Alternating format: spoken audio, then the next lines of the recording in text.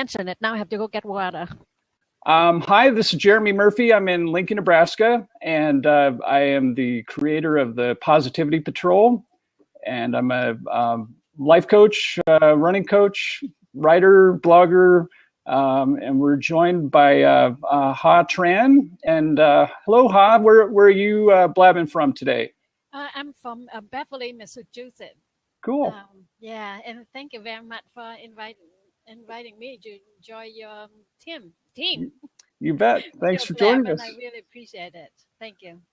Yeah, we have a topic today we've set is strengthen your resolve, and we're hoping to talk about strength. So I wanted to start out with a quote by Anthony Robbins, and the quote is as follows: "I believe life is constantly testing us for our level of commitment, and life's greatest rewards are reserved for those who demonstrate a never-ending commitment to act until they achieve.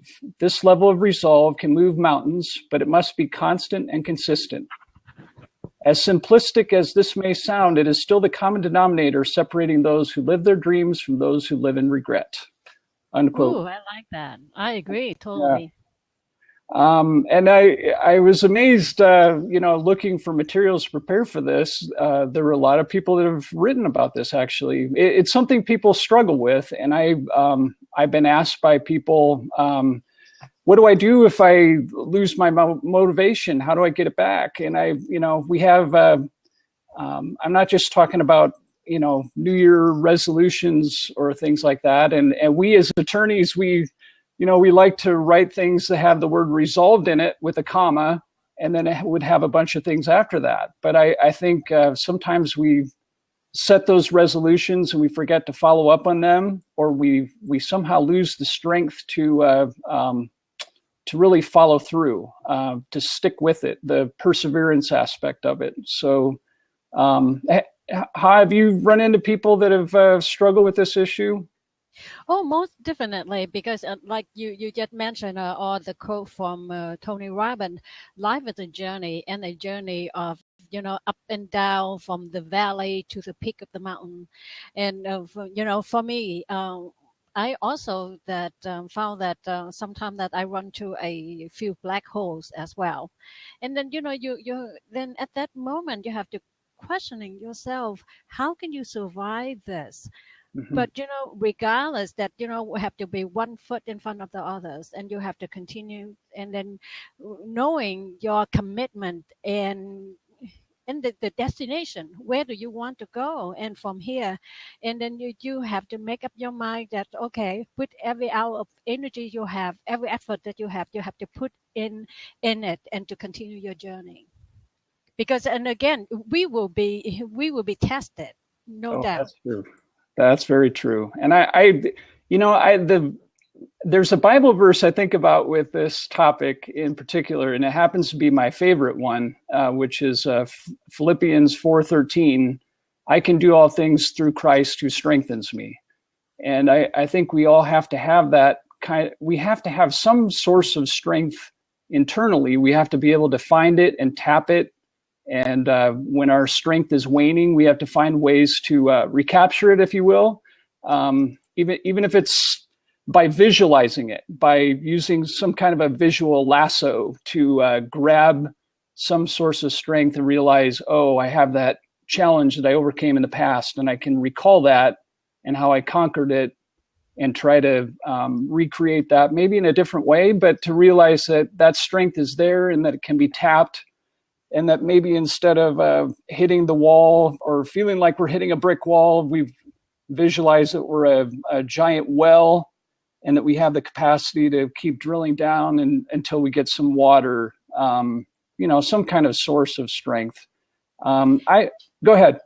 I like the way you put it, Jeremy. It's just like you have in your pocket, because see, success is a journey as well, And then if you remind yourself, you have overcome this. It is nothing new to you, and you just need to remember the feeling, what you have done in order for you to surpass that and continue to do that, because that's a great reminder.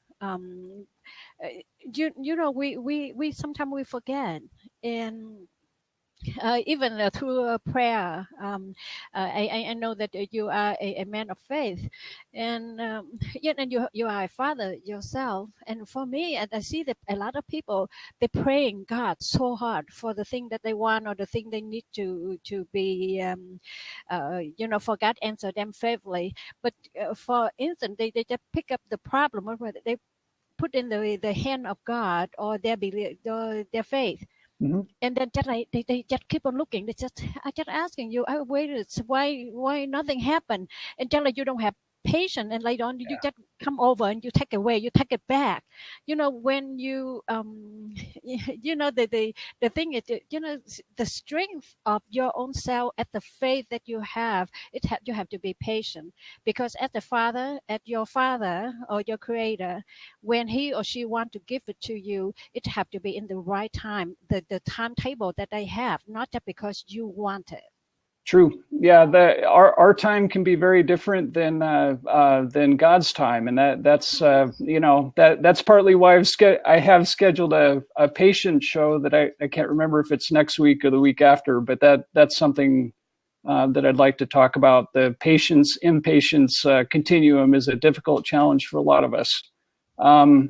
Another thing that I use myself and I recommend to other people is to have a kind of a fire spark inside, some kind of source of inspiration, and to fan the flames every once in a while, but not to fan them so much that you become too fiery a person. I want to be careful about how I put this, because I'm kind of a fiery individual, and sometimes that will create difficulties if I push that too far. But we have to have that fire. We have to keep that burning internally. And if that fire starts to go out, or if it starts to flicker, we got to find ways to get that fire restarted, or to find another match. I'm trying to think of different ways to visualize this, because some people relate to the well analogy better. Others might relate to the to the fire analogy. But and you want it to be. You want to be able to put more logs on the fire when you need to. When you realize that your resolve is breaking up, you feel like your strength is spent. We all encounter chaos and adversity and challenges like that, and so we have to find ways to to keep that fire lit and to keep it burning, but not burning to such an extent that it overpowers everything else and creates difficulties for us. Does that make sense? So, yes, it would make perfect sense. But Jeremy, share with us what is the thing that you learn in your journey, and the strength, and how you strengthen your strength, because sometimes that you don't know if it's there, but when the time that you need it, and you don't know where that strength coming from, in order for you to really lift a car up, or just go across somewhere to save somebody, because that is at the moment, that's something, it's just like in your heart, in your mind, it's just the string, it just at the time you need it, you can summon it up. But how can you know it's there, and how you do to prepare or to strengthen that strength? Yeah, it's interesting you brought up the car analogy, because I thought about raising that today, about people that, you have the car accident situations where family members or close friends of the victim are able to summon superhuman strength to accomplish things that they never would be able to do otherwise, so that they're not placed in that crisis situation. But I think, for me, I've had a lot of, dark times. You have times where, family members and friends are just really struggling, and you're the caretaker. You're the one called upon to pull those people out of those situations, because you're the one with the legal experience, the negotiation experience, the diplomatic ability to reach people that other people might not. And to see those people that have been in much darker situations than I have, and see them be able to not only survive but also thrive, and that was a powerful realization for me. I used to live life like I just needed to survive, And when I realized that there was more to life than that, and that I needed to work on trying to get to a point of thriving and help other people to do that, then life just took on a different dimension, and if you're shooting at thriving, you're going to shoot higher than if you're just shooting at surviving. Surviving is just going through the motions and not really having any purpose or direction that's defined. And, life is too short to live that way. We have, we're all called to do great things, I believe. And in order to do that, we have to be conscious of what our mission is and to really look for the people that need our help and try to help them as directly and quickly as possible. Jeremy, in the past we have the conversation, and I told you that I never let any crisis go to waste, because I always find something to learn about that, or some weakness that I have, and I want to strengthen it. And because of who I am, the journey I've been through, I'm thriving on chaos. And at the time that I don't not even know how I take care of myself, but at the time that when my children need me, I become a lioness to protecting my children, to protecting my cubs. And you will see a very taming, quiet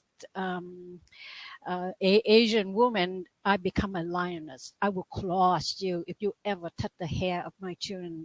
On them. See, because say it like that, it kind of mean, but because my children depend on me, they're counting on me, and I will exercise whatever I have, the strength I have to care for them, to protect them with all cost. Yeah. I think another thing, when we encounter chaos and all that, I think of the eye of the hurricane, of being the calm within the storm. I love that, yes. Because seriously, that is what our friends and family, our loved ones, our clients, that's what they need us to be. They need that calm, stoic ability to just have someone to reassurance, whether it's, holding their hand virtually or actually, or just reassuring them gently in such a way that it's not threatening. And but I think that's kind of what we're, that's what I try to do. And I have people that observe that every once in a while. They'll say, well, you're being so stoic. And I'd say, well, it's better than being feisty all the time. I mean, there are times to be feisty, like what you mentioned, Ha, when you have, when your loved ones are threatened and you're trying to defend your family members or close friends that are under attack. And but there are also times where it's best to just to listen. And I think we've lost touch with the ability to listen to each other. We're always trying to respond and spit something out before the other person can finish their statement. And, so getting, I guess I've tried very hard to listen better, because I know if we don't listen, other people don't listen to us. They'll just tune us out. And, we all have short attention spans to begin with. And if we all start tuning each other out, then we're not communicating. We're just talking at the wall. I'm listening well, and I wait until you finish for me to ask you this question. Sure. How do we nurture the strength within ourselves? How do we know the strength? No, nurture. How do we nurture the strength? Yeah. I think we have to look for daily sources of inspiration. I'm always looking for inspirational quotes. Reading the Bible, prayer, meditation. I mean, all of those are, powerful ways to reconnect with that strength. And, because we do start to fall short of that strength level on a daily basis, I think. And if we fail to properly replenish it or nurture it, nourish it, as you put it, then we're gonna run short, and we're gonna be short of it in a crisis. And that is not a situation we want to have happen. We want to have a sufficient shored up sense of strength that can get us through any crisis or a situation where we're really called upon to be the person, to be the problem solver, to help put someone at ease, to help rectify a situation.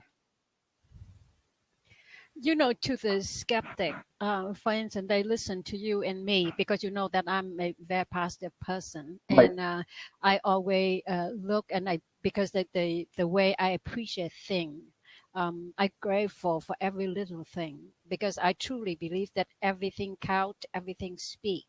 But for instance, if somebody hear you and I talking about, and we said, okay, the sort of my strength and to building that through the motivation, through my belief and everything. And the skeptic said, okay, that's it, not your secret sauce. This is the tomato sauce. Tell me something concrete. How can I strengthen my strength? And where can I find it? I think sometimes it's a matter of sometimes it can be found through positivity, which I think both of us believe in. And so the analogy I use with people is, look, you have you flip a coin. It's going to land on heads or tails usually. Maybe there might be some weird situations where it lands on its side, but setting those aside, you can always flip the coin over to the other side. If you have a rock and it's flat, I mean, it's going to have two sides. You can look at the other side. But I, to be honest with you, sometimes we have to dig deep to find it. It's not always that simple. Sometimes we feel like we're in the desert or, in a jungle or something, and we don't have a shovel, but we have to dig to find that. And sometimes that means looking at different places, different sources. Sometimes sources of positivity and strength will turn negative, and we have to be conscious of that sometimes the negativity is going to be unhealthy. There might be some negativity that you might want to at least consider, but you definitely, I think we have to be polarized to the positive side most of the time, and not unrealistically so, but in an authentic sense, so that we're able to, try to find the bright places that we can dig when we have to, those moments we have to dig deep and find our strength to move on, to advance, and to help other people out of trouble. That's a matter of mindset, isn't it? Something that you have to believe in it and you have to dig deep. And because if you don't looking, the conversation with Chuck earlier, he talked about the external environment and the internal environment. If you cannot find it in external environment, you should find that within you, because that strength that have to be coming from you, because it doesn't matter what Jeremy or has said. If you don't fight it on your own, you just borrow strength, borrow power. Yeah. It won't lasting. Yeah. And one of my I don't know who said that, but he said that every man have to give birth to himself. Now, your parent might give birth to you, but the person who you become, that is accept, how you want to give birth to you as the man you're going to be. The strength or not strength, that is something you have to dig deep and find it, and you have to leveraging all that you have in order for you to create that. Because when the time that somebody needed you, especially your loved one, you have to step up at the moment notice. Yeah, well, and I think we do have to have a very strong inner circle. That innermost circle of friends and family that we have has to be very strong. And I mean, to the point that, if there are people that are showing that they can't be that source of strength for us, we have to maybe move them into an outer circle, move them maybe closer to being an acquaintance or something like that. But because, in a time of crisis, there are times where we have to call on those people in the innermost circle. And if they're not there for us, or they're just decide they're going to ignore us, I mean, then we have to move on and quickly fill those gaps with other people that can, serve in that capacity. And I think offer to be that person, that shoulder to cry on for people that need us for that help, or just ears to listen. I guess that's one of my strengths, is just the ability to listen to people. and that means so much as far as being able to strengthen other people and give them the confidence that someone's actually listening to them and acknowledging them as far as what they how they're feeling and that type of thing. Wow, I have not think about that when you're talking about the family, the close knit, the circle that we are in, and if they are not there for us, actually they do more harm to us than not, because they get like the wicked link. If you hang on something and then they happen to be the wicked link, that the one that will break off. So. Well, and don't get me wrong. I'm not saying that we should put our immediate family in an outer circle, but I your immediate family, I think you have to keep in that innermost circle. But sometimes you have more distant relatives that are, they might get negative all the time, and we just have to find ways to kind of buffer that or figure out what a safe arm's length is for people that are going to be more negative. What wrong with put the family out? I mean, not that they out of our life, but if they are in the circle that is I mean, you always love them, you always respect them, but again, if in the sense of you need them in certain thing, that you don't put them into the position that for them to fail, and you don't put them in the position to let it down. I mean, I don't just say I don't write you off because you are wicked links. You are no longer my grandchild, you are no longer my brother, not in that sense, but I think that we surround other people that will have the capability of lift us up as well, give us a pull or a push if needed. Sure. And because our commitment will do the same to them, for them. Yeah. Right? Yeah, we do have to prevent, kind of the pack mentality when, I have a large family. I'm the oldest of 7 kids. And so, if several of my siblings start going negative on something, there is kind of this pack mentality, the boat starts tipping that direction, and I have to try to, pull it back to the positive side or tune the negativity out somehow, ignore the string of negative messages that just aren't going to do something productive. But I think for your immediate family, I think you have to keep them in that innermost circle. For more distant family, you have to decide what a safe distance is. Let's see if we can let Roy in here. I don't know if it's going to work or not. Looks like he's been having trouble. Roy will give you straight scoop, about the family circle. I again, I'm the only child. I didn't know the dynamic of having brother and sister, but that what I'm thinking of. It looks like he's stuck. So I let him out, and then let him try to come back in. We'll let him refresh, and the seats are still open for anybody that wants to come in. I will say, and I didn't say this at the outset, but if I don't know you and your icon is an egg and we don't know who you are, I'm sorry. I don't think we're going to be able to let you in. I don't think we've seen any of those people show up, but just want to make that clear. We want to kind of know who you are first.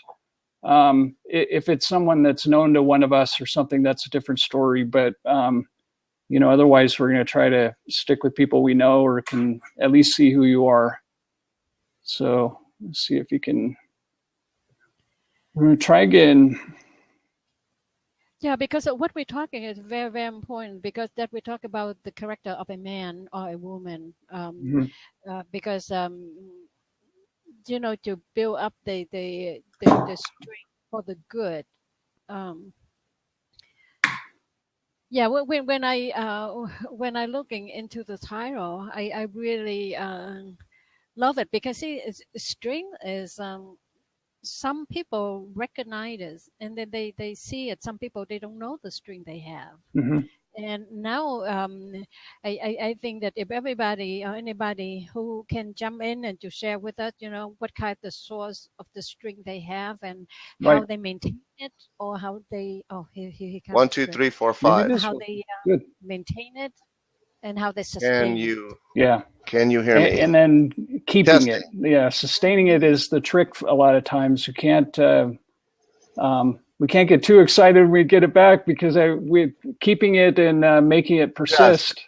Like Tony Robbins was saying, I think that can be Testing. more 1, 2, challenging than we 3. think at times. Test. So, okay, it says Roy's on air, but Yeah. Roy, can you?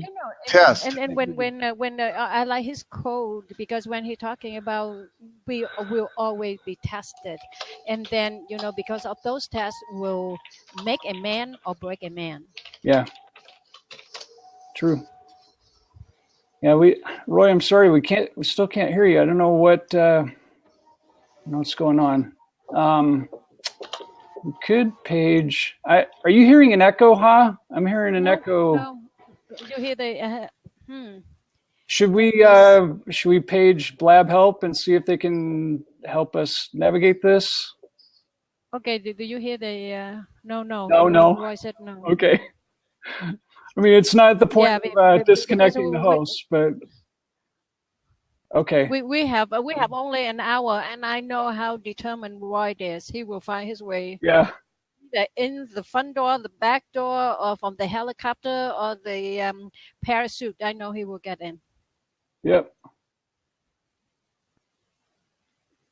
Okay, Omar, thanks for joining us. Seen you in a couple other blabs. I think a couple that we've been on the squares together. So good to see you here. Thanks for joining us. I'm gonna let Omar in here. Okay. Oh. Hi, how you doing? Hey, Omar, good. How are you? I'm changing my room around. I saw Roy. He's the one who gave me this idea. I came to talk Roy. I'm sure you know the simple, simplistic way to do this is, first of all, close all your windows up, then refresh your screen, make sure you're in the drop-down box on your camera there, and come on in. And I'll see you in the meantime. I love you, man. Thanks a lot. All right. Thanks, Omar. Hi, all right. Omar. Bye. Good to see you. Oh, he just have all to give us some tip, but then he just get down. Oh. Okay. But Jeremy, it's very interesting. I'm really glad that I got the opportunity to know you, because we are so in sync on that level in the positive thinking. Because you're right. There is no place for the pessimistic.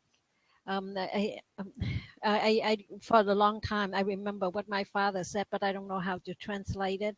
But now I remember, and I able to translate now. He said the positive person will take action, and the pessimistic will take a seat. Because the positive person knowing that, okay, they take action because they can move on, going somewhere, doing something. But the pessimistic person that they said, what the heck, they take a seat. That's a simple way for them to do it.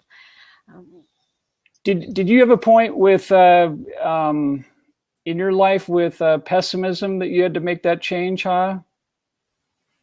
Please do share with me. I don't quite get it. Well, I guess for me, I last year I was at a point where pessimism was just overwhelming the optimism, and I made the conscious decision to change to the positive side, to be optimistic, and that it was more productive and useful to do that, and I guess a better approach.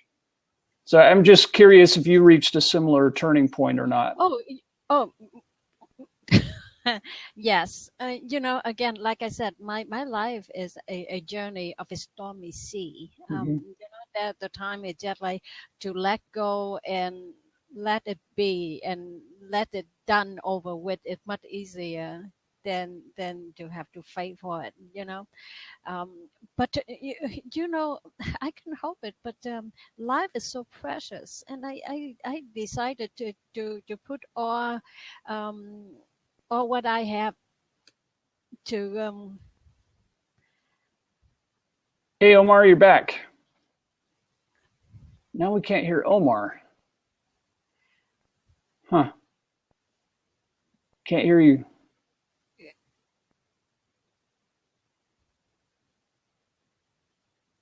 Can see him, but we can't. Oh.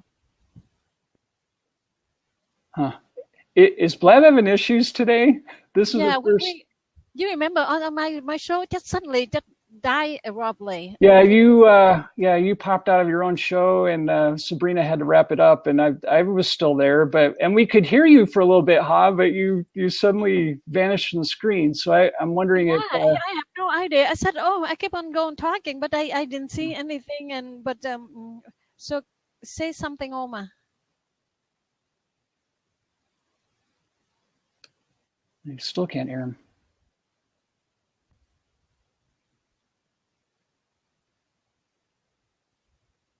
Okay, well, maybe Omar needs to refresh and. Yeah. So I mean, sometimes you get drowning. Yeah. Hello. Can you hear us? Yes, I'm hearing you. Good. How are you? First of all, my name is Mohammed. I'm from.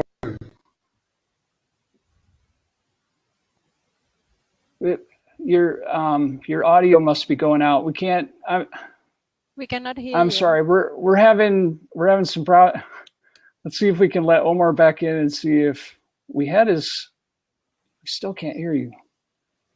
Can see you, but we can't hear you. It's frustrating.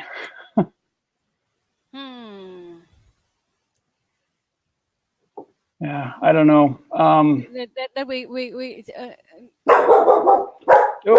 Oh, that's your baby, huh? Okay, so here that's. Now I cannot hear you. Oh, I muted it so you couldn't hear the barking. Okay. Can you hear me now? Maybe. Yeah. Okay, I'm going to try to let Omar back in. Omar, say something, Omar, and we'll see if we can hear you. We see you, but we can't hear you. I need to check in the dog real quick. Can you take over for a second? Yeah, you just leave the thing. You don't have to. Okay, I'll pop. Okay. So the thing we're talking about the strength. How do we know we have it? And if so, how we strengthen our strength.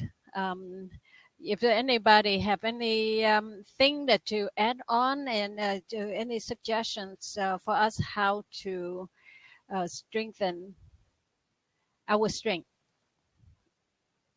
Cannot hear you, Omar. Can you refresh your screen?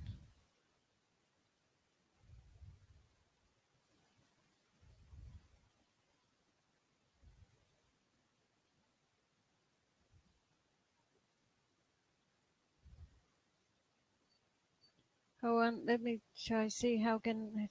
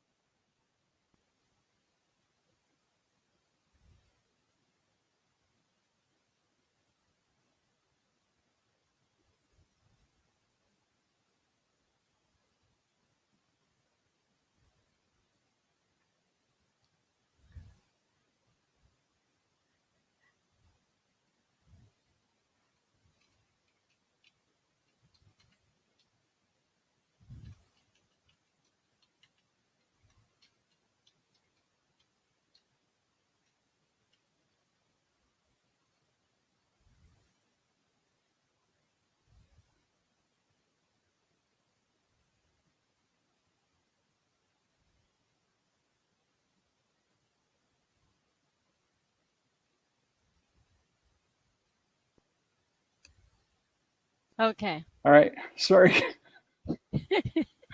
Yeah, you shouldn't pop out. You should just walk away and yeah. This is supposed to be the dog's nap time, and but I think she's feeling a little disrupted. I don't know what it is, but I think the garbage men were going by or something like that.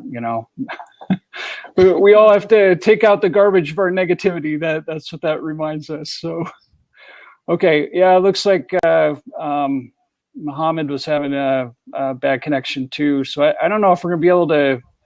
I'm going to leave the seats open if someone else wants to come in. Roy, if you're able to get your connection to work or your mic to work. But I don't know. As you can see, we're having problems with at least 3 people in some capacity. So I think that we just have to share what we have to share with our own experience and how we are strengthened. And because that's our goal, first we want to have people to hop in and to share their experience, and so some of their experience might identify with some other people, because you and I, we have entire experience. For me, survival, that where I found my strength. Right. Yeah. Go ahead. So share with me at what moment, if you can, at what moment that you have to summon your strength and it come to you as a surprise that you discovered the strength that hidden in you. Well, for me, the most recent example I can give you is last year I was working for a nonprofit, and I worked for them for more than 7 years, and suddenly lost my job and had no idea what to do. And, you kind of, as an attorney, you kind of have a sort of an existential crisis in that kind of moment. You have to decide, do I want to stay with this legal path? Do I want to stay in the courtroom? Do I want to do something else? Is this a powerful signal that I'm supposed to go a different direction? And it took me months to navigate that. And it took, working through it with a life coach, working through the situation with a wealth coach, and learning, that there were several ways that I could, try to use my gifts to help the world. And also have some income on the side. But that was a very tough situation. I mean, I would just, it was like, you're out there, you're feeling great, you feel like you're floating in the air, and suddenly you're flat as a pancake on the ground. That's what it felt like. So, going through that and realizing that with the help of that coaching, that I could shift my perspective and look at things differently, look at the positive side, stop being so serious, learn to laugh and appreciate, and to be grateful for things. So the gratitude was a huge part of that.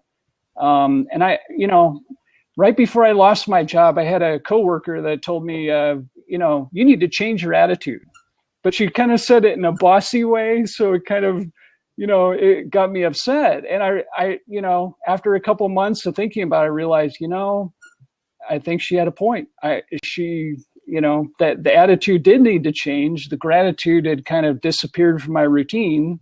And so, the life coach helped me realize, if you can be grateful for 3 things every day or more, you write them down in a gratitude journal, and, you pile up gratitude, and that accumulates and helps you have some confidence for success with things in the future.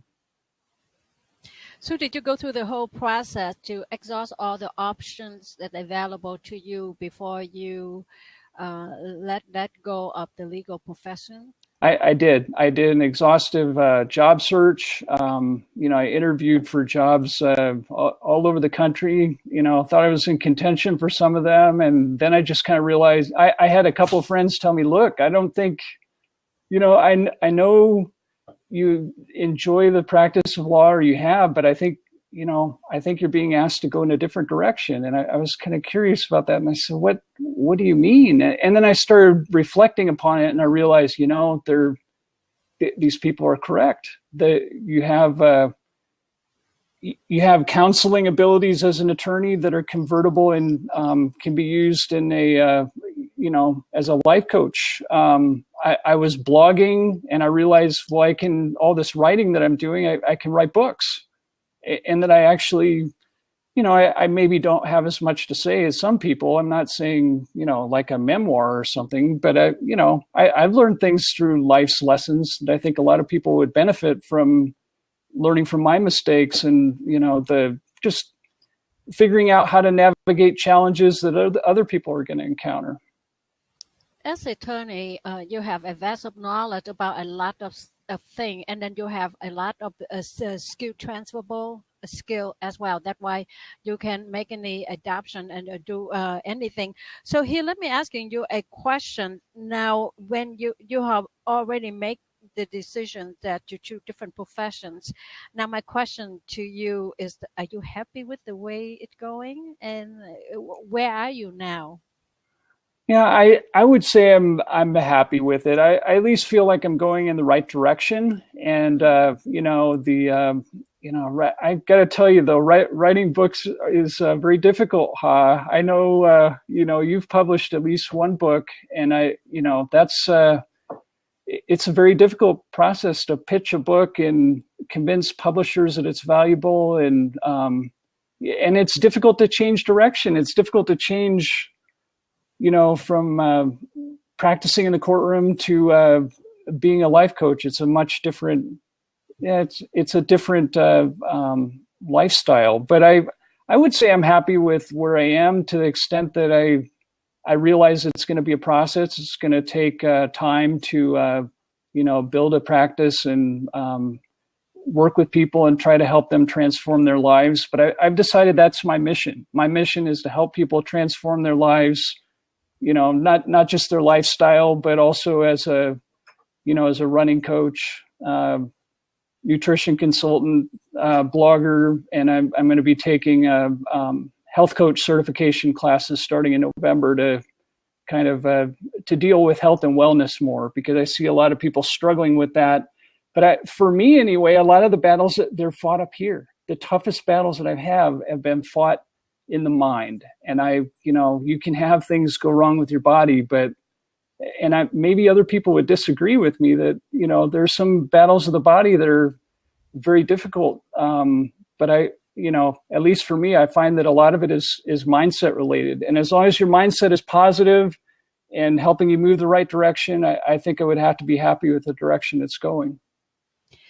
I hope that Roy can jump in, because there's somebody that you respect and trust. He can give you a couple of his opinion on that. But for me, Jeremy, you are in the better position than most. And when you're talking about the battle in the mind, everything it's coming from the state of mind, it can be cultivated.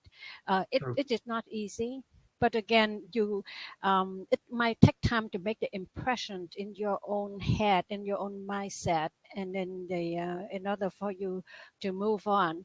But you have grown up and doing the business in this generation, this advantage of the technology, everything available to you. Mm-hmm. You are no longer needed. I know that you want to, but depend on somebody to pick you. You can pick yourself, because publishing a book is, unless you are a son of the senator, you are your father was a vice president, or someone at one point have do something, and then through their fame, through their notice, they said, oh, that's the son of Senator so and so Murphy, and now he wrote a book about blah blah blah. Then you can pitch that book. You can have the publishing, because they of course they will create some sensation in order for them to promote your book. Right. Now, but see, I talked to you a few times, and you are the man with purpose and with visions. Now, your purpose is very clearly, and and then for you to serve and to make the impact. And the book, it need to be published, and it published it because you will not get rich by it, but the book published because you can using that as the tools for you to do more speaking. Because when you have the thing, because you when you hold the book that you said, I wrote the book about this, I have done this research and so on. So, and you get like authorize yourself to speak on that matter, because when you have the book published in print, you certainly have something that people need to stop and look at it, before that they want to dismiss you, they have to look into it. True.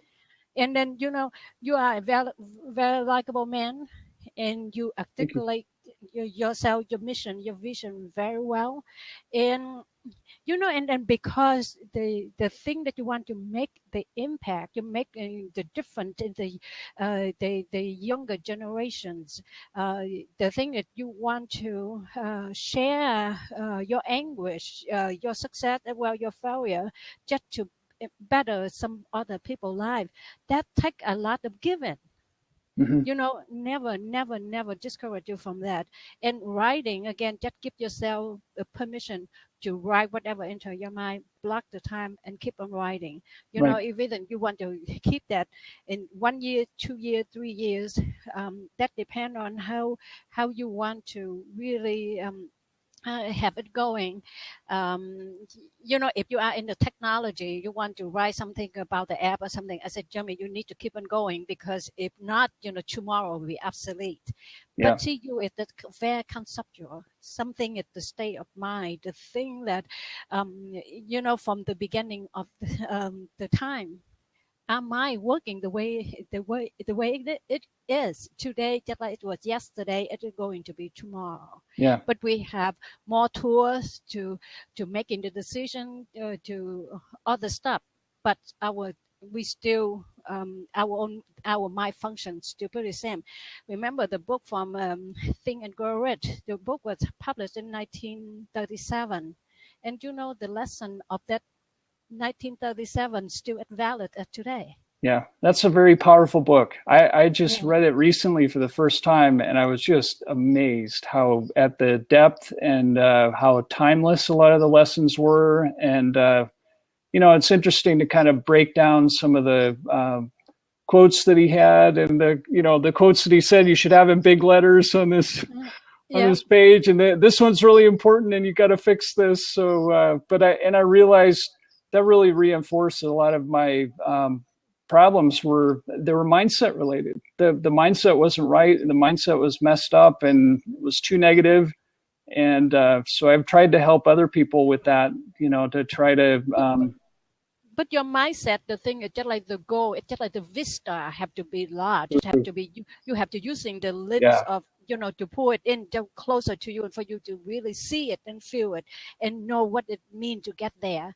Right. And because we're talking about looking into the whole vista, the whole big umbrella. Right. And, because when you see that, it will enticing you to get there. Yeah, you're right. It does have to be, we have to recognize that abundance exists and try to tap that as a source of strength too. I was trapped in a scarcity mentality last year, and the wealth coach that I work with helped me realize that, and helped me realize abundance was important, and it needed to be a big part of what I was doing, or your vision isn't big enough, broad enough, bold enough, powerful enough to really drive us and help us move forward. So I try to keep a container of abundance and pull the lid off it every once in a while and let some of it out, but keep some of it in reserve, because I know that's going to be, that's a source of strength that can be tapped too, to realize that abundance is there, and it's in the well with the water that we talked about, and that it can be tapped, and that it's a necessary part of being able to function effectively and being able to transform not only your own life, but help other people transform their lives too. Yeah, and then again, like I said, this is as you have shared with me, that is your purpose and your passion to make the impact, and because never lose sight of that. Because if you fulfill that, money will come. But if you thinking that you write the book because you want to be rich, you want to make the money, that is maybe that's your motivation. That is okay, but the impact, when I'm talking about the impact, I'm talking about the benefit of the benefit. When just think that if you're changing one child, my life, you're Mhm. changing the whole dynamic of the family, the community, the whole naya.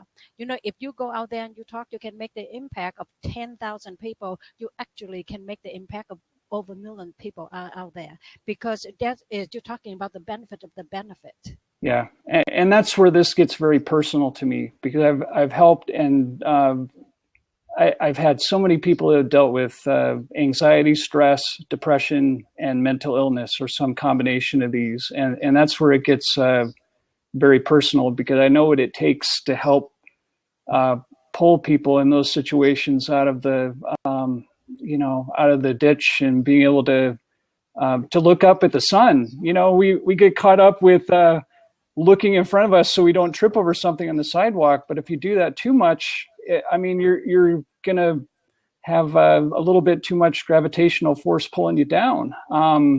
So I try to get people to look up more, and be exposed to light, find sources of illumination, whether it's inspirational reading, writing, music. I'm a musician too. I play the piano and sing, and so that's part of I'm trying to make sure that I'm using as many of my gifts as possible, because I know we're going to be held accountable for that, and I don't want to be in a situation where I'm at the end of my life and my time is up, and I'm told that I didn't use all my gifts. So I'm trying very hard, realizing my time may be limited. My life could be over tomorrow. We're all in that situation. And, for me, that helps give me a little bit of urgency or impetus to go out and do something, to take action, and not just sit there and be afraid of, being imperfect, which, that's a whole different struggle. But you don't want to have death knock on your door before you start to live fully, because every day of our life, for me, I try. Oh no, I don't like the word to try. I've got remind me of that. I live my life to the fullest, and I wish if I ever die, I want to die empty. I want to live it into the max that I can ever live. And when you talk about the sunrise, you and I, you just like a brother a lost brother that I have never had. It's a picture of sunrise, because when I was in the refugee camp, and I'm looking in the far distance and to see the sunrise, that's at my lowest point of my life. And when I look at the sunrise, that's a message of hope for me, because that is a new day, a new hope, a new opportunity. And sunrise have such a meaning to me. I know that to a lot of people too, but sunrise that warm my heart. It's just like, yeah, I love that, because that's the promise, that the hope of a better or a different day, different future.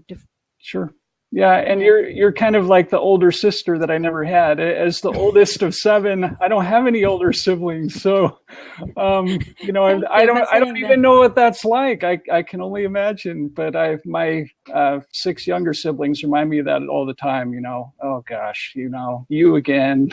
Can't you leave us alone for 5 minutes? So, but we all have different family situations. So, but I really am very grateful that we have run into each other, and it's difficult to find people with the same or similar mindset, even of positivity, and have the courage and boldness to pursue it and make it a part of your daily routine, and to use that as a source of strength among many other sources.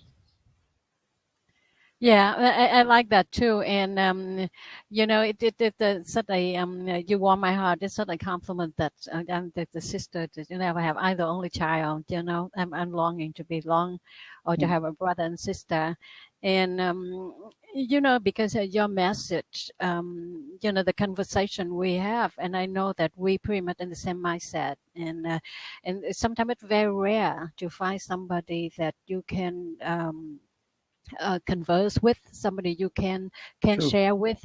If you say something to me, I'm just like not laughing, because I know that you can do it, because I understand the deep of your convictions.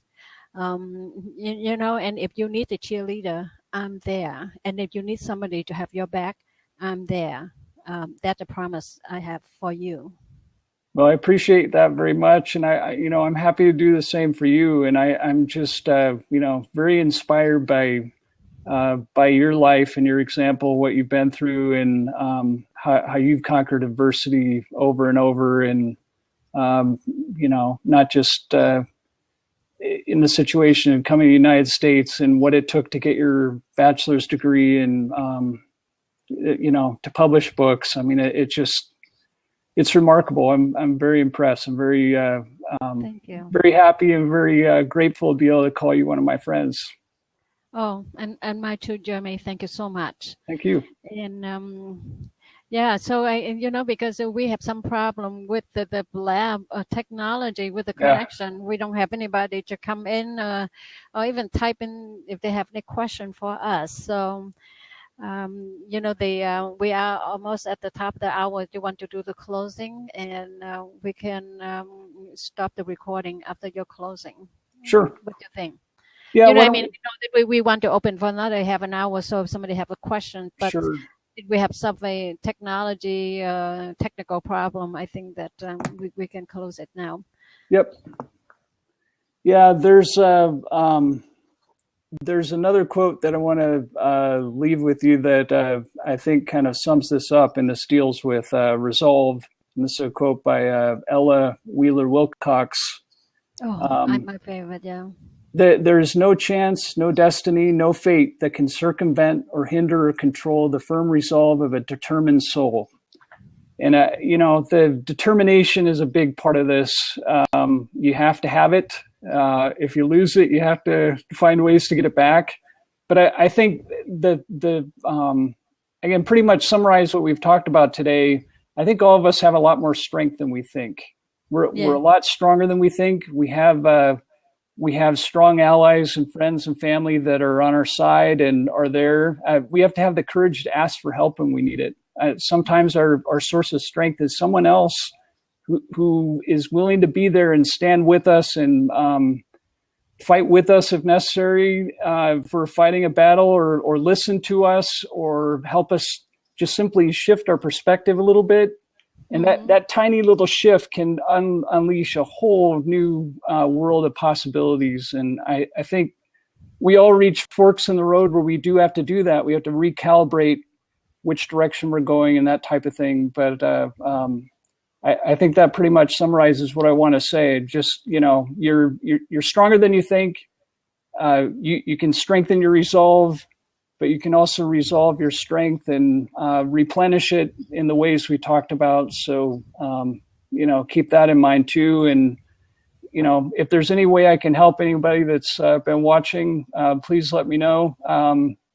I'm available. I am going to leave my, I have a positivitypatrol.com website. I'll put that in the comments if anybody wants to look at that. So, but I appreciate everybody that's joined us. And Ha, do you have any closing thoughts? Yeah, I want to share with you when you and with our listener about the determination you're talking about. When I came here, I didn't speak any English, and I took me 10 years from English as second language until the time I got my bachelor degree. So I get and the formal education, I get the bachelor degree within 10 years. But through my life journey, I keep on poke fun of myself. I tell people that I have a PhD at the University of Life, and people laughing because they think that okay, that's just a degree that I give to myself. But my PhD is P stands for purpose, H for hunger, and D for determination. Because I'm not where I am to not anywhere closer to where I am without the level of determination. I know my purpose and I'm very hungry. I'm pursuing it and I'm very determined. So again, like Jeremy said, the strength that we all have, but sometimes we have to dig deep and to find it. And thank you very much, Jeremy. That is very profound thought. I really appreciate you and all the people come to our lab. Thanks, everybody. We're going to stop the recording now. We'll be off the record in a minute here.